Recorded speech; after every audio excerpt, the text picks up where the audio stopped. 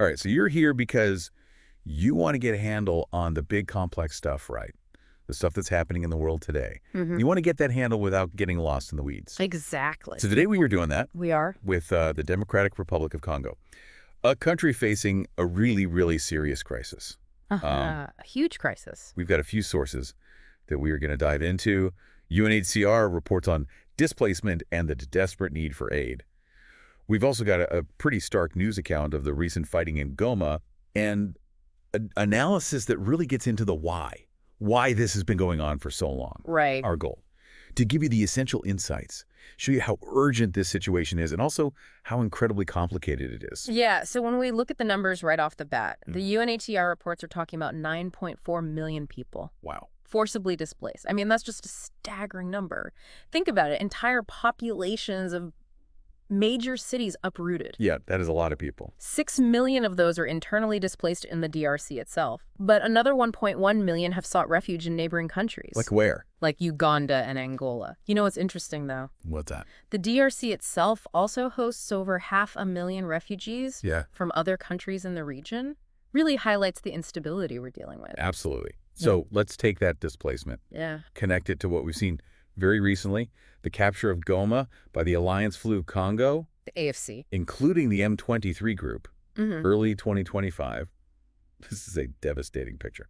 Reports indicate literally thousands of bodies collected, a staggering loss of life. Yeah, just awful. A ceasefire has been announced, but there are still reports of fighting continuing, particularly in areas like South Kivu. And these groups, they're not messing around. No, they're not. There have been stated intentions to potentially even advance to Kinshasa. Yeah, I mean, this recent fighting, it's really just pouring gasoline on a fire that was already bringing, decades of conflict. They've created a really horrific landscape. Absolutely. Of human rights abuses and just shocking levels of gender-based violence. So it's really layering on top of existing issues. It is. The Interagency Standing Committee, they've warned of record levels of sexual violence. Displacement and hunger are rampant. And these new displacements are just overwhelming IDP camps, the ones that were already struggling to keep up. Absolutely. So it seems like this isn't a new problem. It's just deepening a problem that already existed. Exactly. And the analysis that we've looked at, it points to some deeply entrenched issues. I mean, think about the ethnic tensions. And those are rooted in horrific events like the Rwandan genocide. But there's also persistent problems with corruption. Political and corporate. Yeah, and the lasting impact of, colonial history. Still playing out. Yeah, and here's something that's interesting to me. The DRC is incredibly rich in minerals like coltan and cobalt. The stuff our phones are made of. Right, the very things that power our phones and electric vehicles. Exactly. But instead of benefiting the Congolese people, control over these resources fuels the conflict. It funds these armed groups. It just perpetuates the instability. So you've got this tragic paradox. The DRC is sitting on top of this wealth, but their people are suffering. Absolutely. And then you add in this whole other layer of international involvement. And there are significant accusations against Rwanda for backing the M23. Which is mainly composed of ethnic Tutsis. Now, Rwanda denies direct involvement. They do. But they acknowledge they've got troops in eastern DRC. They say it's for security reasons. And at the same time, the UN mission, MONUSCO, which has been there for ages, trying to protect civilians. It's pulling out. From South Kivu, at least. Right. And so this raises some serious questions about what security is going to look like in the region. So sure. I mean, all of this puts a tremendous burden on these humanitarian organizations.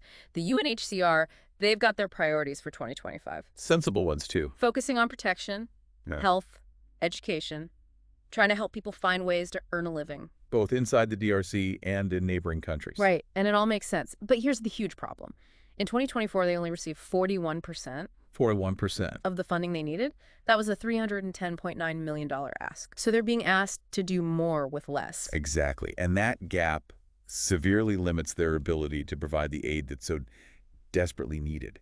Now, there is this interesting development. Oh, yeah, this is interesting. The U.S. is open to negotiating a minerals for security deal. With the DRC. Yeah. So that's a really potentially significant development, although it's hard to tell where that's going to go. It is complicated. Yeah, so we got all these different pieces of the puzzle. We do. And they fit together to show this deeply air-connected crisis, this massive displacement driven by this ongoing conflict. A conflict that is fueled by Historical factors, political factors, Economic factors. and even the very resources that drive so much of our modern world.